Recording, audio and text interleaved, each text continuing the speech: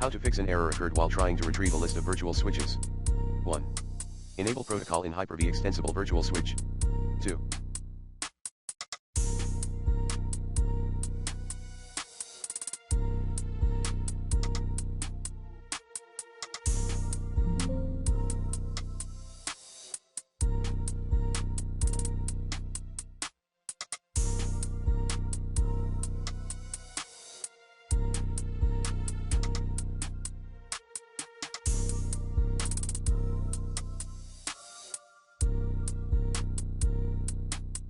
Create a virtual switch by using PowerShell.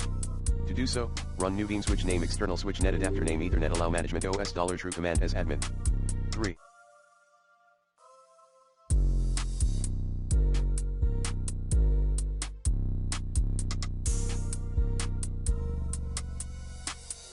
Disable then reinstall the Hyper-V and turn Windows features on or off. 4.